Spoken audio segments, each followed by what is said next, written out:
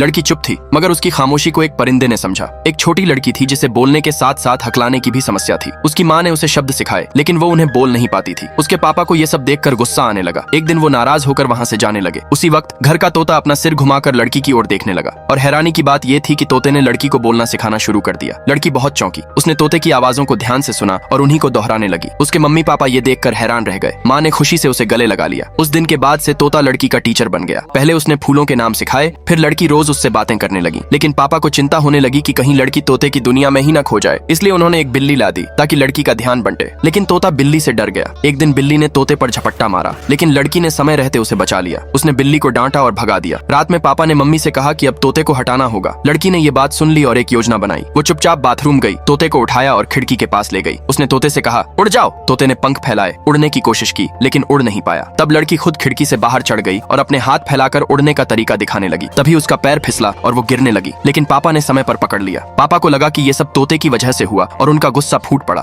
अगली सुबह उन्होंने तोते को कार में रखा और ले जाने लगे। लड़की दौड़कर कार के पीछे भागी और रोने लगी, लेकिन माँ ने उसे रोक लिया। वो बस देखती रह गई। तोता एक पालतू जानवरों की दुकान में बेच दिया गया। कुछ समय बाद एक औरत आई जो पेंटर थी। उसने तोते को खरीदा और उसका उड़ता हुआ चित्र बनाया। उस चित्र को देखकर तोते के दिल में फिर से उड़ने की चाह जगी। इस बार वह सच में उड़ गया। वो 3000 किलोमीटर दूर लॉस एंजलिस पहुंच गया, जहां एक वैज्ञानिक ने उसे पिंजरे में बंद कर दिया। लेकिन एक सफाई कर्मचारी ने उसे देखा और उसकी आजादी की चाह देखकर उसे छुड़ा दिया। उस आदमी ने ठान लिया कि वह तोते को उसकी पुरानी दोस्त यानी लड़की से मिलवाएगा। कुछ समय बाद वह आदमी तोते को लड़की के पुराने घर ले गया। वहाँ एक लड़की दिखी, लेकिन वह उन्हें देखकर भाग गई। उन्हें लगा कि शायद यह कोई और है। तभी एक औरत बाहर आई और तोते को पहचान लिया। पता चला कि 10 साल बीत चुके थे। लड़की अब बड़ी हो चुकी थी और तोता उसे पहचान नहीं पाया। तोता धीरे धीरे पीछे हटने लगा, लेकिन तभी औरत ने एक पुरानी लोरी गुनगुनाई। लोरी सुनते ही तोते की यादें लौट आईं। वह तुरंत उड़कर लड़की के पास गया। दोनों फिर से मिल गए। आपका फेवरेट जानवर कौन सा है?